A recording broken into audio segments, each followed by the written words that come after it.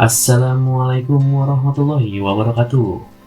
Jumpa kembali bersama saya di NSC Channel. Pada video kali ini saya akan membahas materi yaitu traffic shaping pada FortiGate. Jadi di sini teman-teman yang ingin belajar traffic shaping, dasar traffic shaping ya pada FortiGate, kita akan belajar di simulasi kali ini. Traffic shaping sendiri itu biasanya digunakan ketika kita akan melimitasi bandwidth atau ingin memprioritaskan bandwidth ke tujuan tertentu ya teman-teman ya. Jadi di sini jika ada tujuan tertentu yang perlu bandwidth sendiri yang dilimitasi itu bisa teman-teman seperti itu. Oke, di sini untuk topologinya sederhana teman-teman ya. Jadi dari FortiGate koneksi ke internet melalui port 1, kemudian port 2 nya mengarah ke klien. Oke, kita login dulu ke FortiGate-nya ya teman-teman.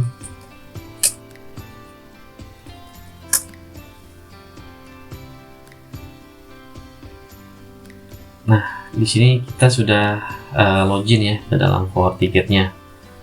Untuk firmware yang saya gunakan pada kali ini yaitu menggunakan 7.0.9 ya di FortiGate-nya.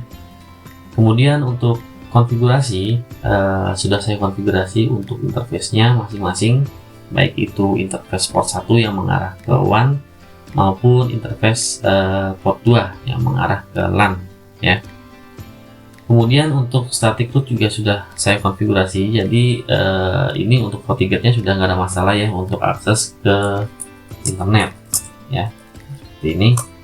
Nah, kemudian untuk si kliennya ya, ini juga sudah terhubung ke port 2. Saya sudah buat policy juga ya di sini ya, jadi si LAN-nya itu sudah bisa untuk akses internet.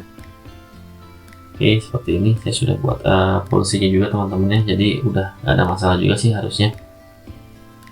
Di sini saya menggunakan Windows 7 teman-teman ya, agak lama ya atau jadul ya, karena memang saya belum update lagi ya untuk Windows untuk si virtualisasi ini. Nggak apa-apa, jadi kita nanti akan menggunakan Chrome aja teman-teman ya untuk mengetes sebelum dilimitasi atau setelah dilimitasi untuk kecepatan speed testnya. Oke, kita sekarang buka Google Chrome aja dulu ya. Kita akan coba speed test ya, speed test ke arah internet ya, dapat berapa untuk saat ini. Saya saat ini menggunakan tethering ya teman-teman, jadi koneksinya juga nggak kencang-kencang amat ya untuk speed testnya. Oke, coba kita cari di sini speed test. Ada beberapa untuk tujuannya ya yang harus menggunakan plugin. Jadi nggak semuanya seperti speedtest.net, lalu CBN, lalu ada tadi apa ya, Nperf ya. Nperf juga nggak bisa nih karena harus install plugin. Saya coba di ini aja, kemendikbud.go.id. Untuk speed testnya ini lumayan agak enteng ya, nggak terlalu berat. Dan nggak perlu plugin juga teman-teman ya. Kita akan coba speed test dulu yang didapat di virtualisasi ini berapa ya.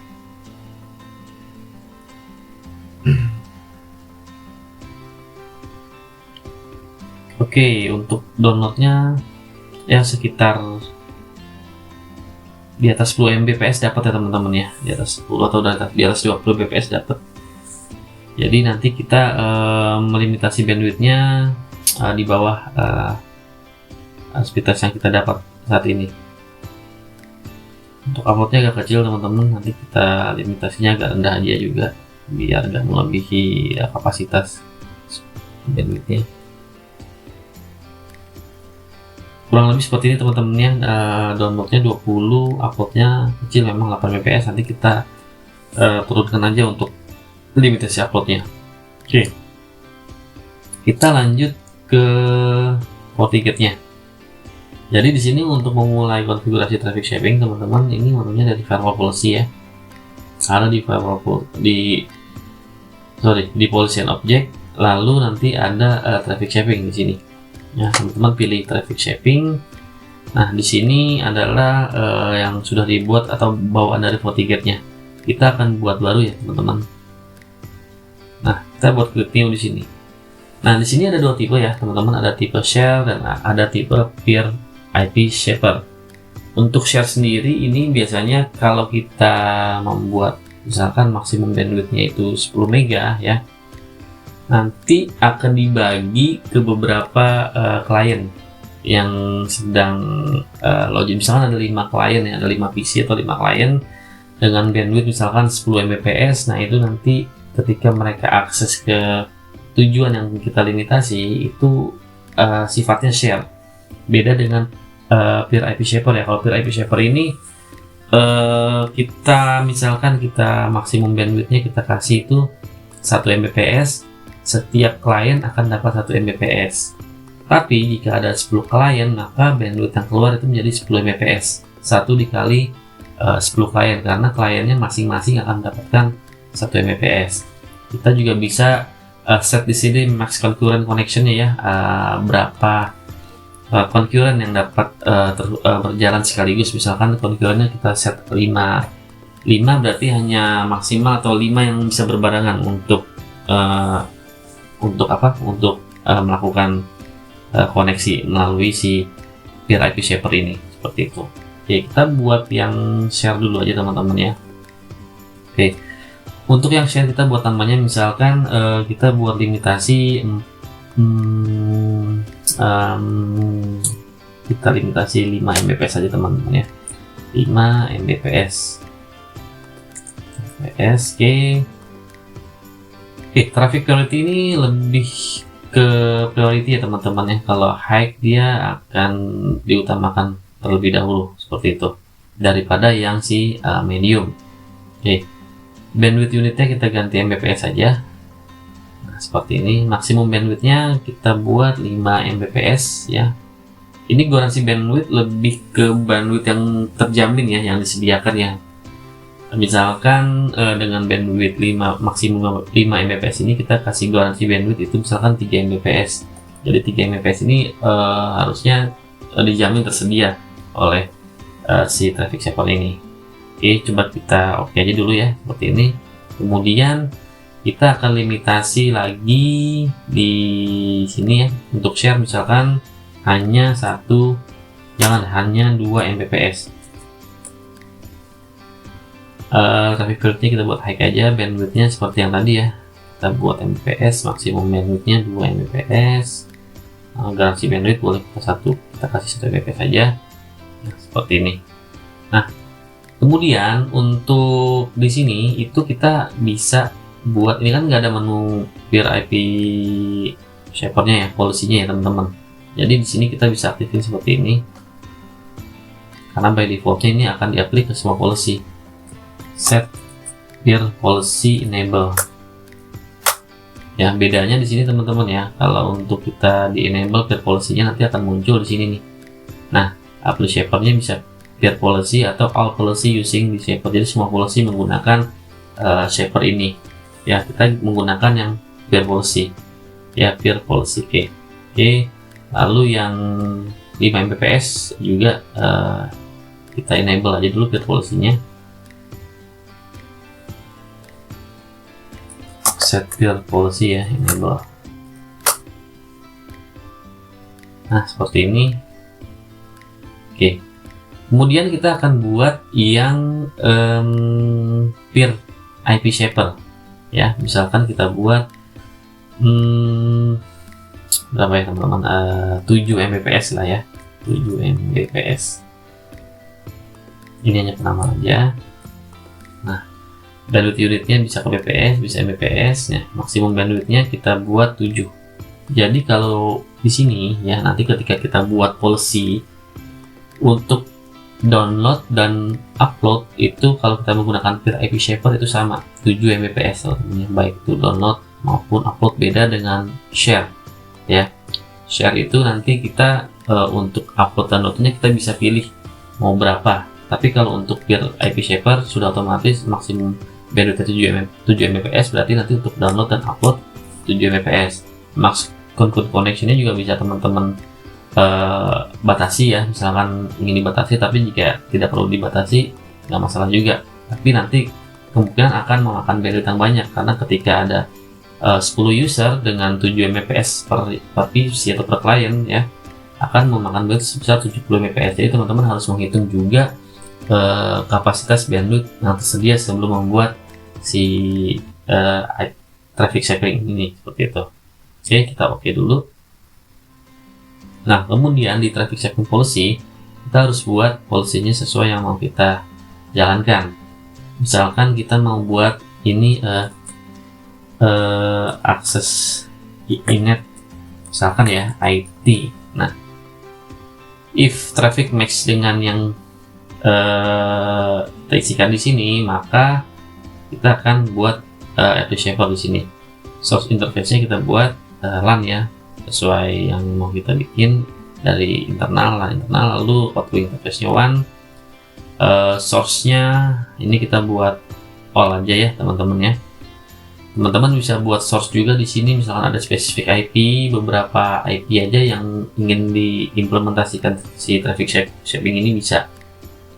Destination-nya kita bisa buat all ya, atau memang ada destinasi tertentu. Teman-teman, ini saya membuat traffic shaping ini hanya untuk YouTube. Teman-teman bisa buat FVDN YouTube, terus bisa juga seperti ini ya. Seperti ini saya punya FVDN YouTube. Nah, seperti ini itu bisa, atau dari Internet Service Database juga bisa, sesuai database dari si FortiGate-nya. Kita akan buat all aja di sini teman-teman ya, karena kita hanya akan mengetes speed test di sini. Schedule-nya di sini teman-teman bisa buat ya sesuai keinginan teman-teman, bisa always atau enggak dinonaktifkan juga bisa, atau teman-teman membuat misalkan dari jam 8 pagi sampai jam 5 sore office hour ya, itu bisa juga seperti itu di sini ya. Untuk service-nya kita all ya. Ini spesifik aja sih teman-teman ya kalau seperti ini untuk aplikasi ataupun URL kategori. Misalkan teman-teman mau menambahkan aplikasi misalkan Zoom seperti itu tuh bisa ya. Oke. Kemudian kita akan mengklik yang ini teman-teman ya, Apply Shaper-nya ya. Nah, untuk Apply Shaper-nya sendiri ya, di sini teman-teman bisa memilih ya, Share Shaper, Reverse Shaper, atau Peer IP Shaper. Kalau Share Shaper ini lebih ke arah upload-nya teman-teman ya, Share Shaper. Tapi kalau Reverse Shaper ya, ini ke arah download. Oke. Kalau ingin menggunakan Peer IP Shaper ini tidak perlu diklik teman-teman ya, hanya Peer IP Shaper-nya aja. Nah, kita coba aja dulu yang Peer IP Shaper dengan yang sudah kita buat tadi 7 Mbps. Lalu kita oke. Sorry, schedule-nya kita matiin.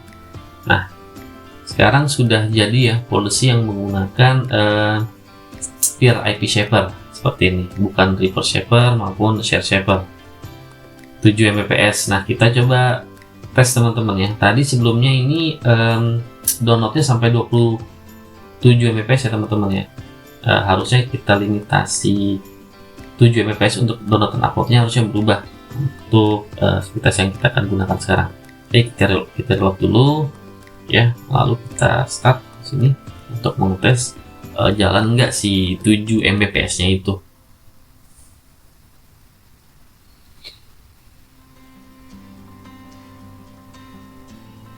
Nah, turun teman-teman ya, nggak sampai 20 lagi.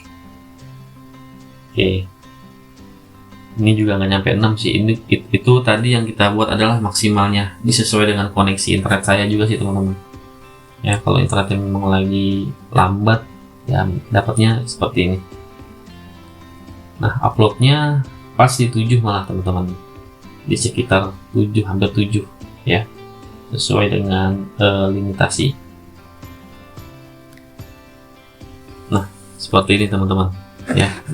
Atau kita mau tes lagi ya, sekali lagi ya, mungkin berbeda hasilnya. Yang jelas si downloadnya nggak sampai 20 Mbps seperti yang tadi pertama kita tes ya.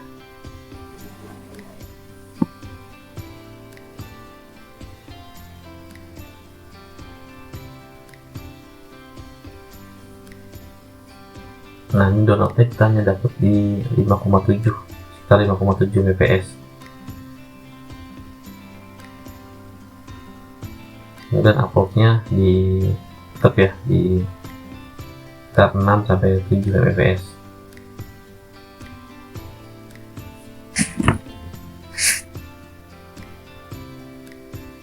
seperti ini ya teman-teman ya hasilnya ya ketika kita limitasi.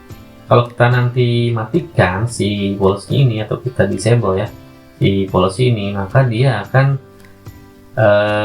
kembali tinggi lagi teman-teman untuk si downloadnya yang hanya tadi sekitar 5 Mbps dan uploadnya sekitar 7. Oke sebentar,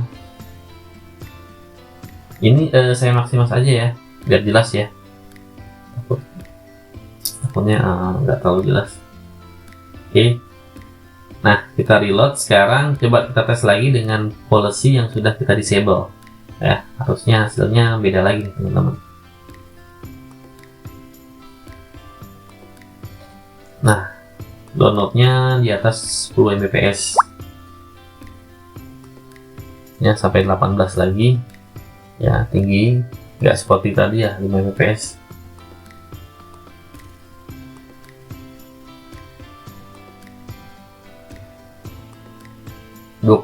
Mbps untuk downloadnya jika policy-nya kita disable, dan uploadnya pun juga lumayan ya, sampai 9-10 Mbps tanpa limitasi.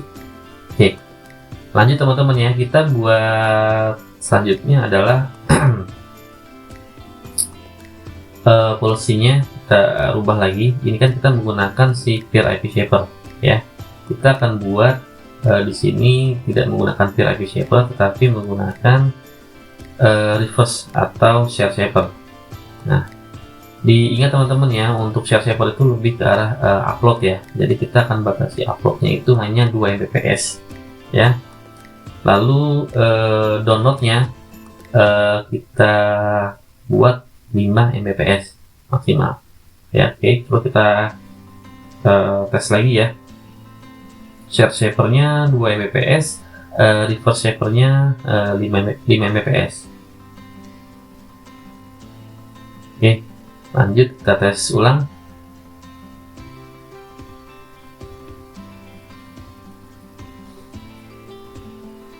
Nah untuk downloadnya mentok di 4, teman-teman ya, kita buat tadi kalau nggak salah reverse ya, reverse shapernya di 5 Mbps. Nah hanya di limit 5 Mbps, tidak sampai 20 seperti yang tadi kita lepas policy-nya. Lalu uploadnya hanya 2 yang tadi kita buat di share shapernya ya, 2 Mbps ini kita buat untuk share shapernya. Nah seperti ini teman-teman kurang lebih ya untuk kerjanya si traffic shapingnya sendiri. Teman-teman sendiri nanti bisa membuat policy ya sesuai kebutuhan teman-teman. Apakah teman-teman hanya ingin implementasi si traffic shapingnya hanya reverse-nya saja atau share-nya saja, ini nggak masalah. Misalkan share shapernya kita matikan, berarti yang hanya di limit si downloadnya saja teman-teman, sedangkan share shapernya enggak. Jika share shapernya kita aktifkan, reverse-nya kita matikan, berarti uploadnya saja hanya sampai 2 Mbps, downloadnya ini lepas, tidak ada limitasi ya, downloadnya lepas, tidak ada limitasi.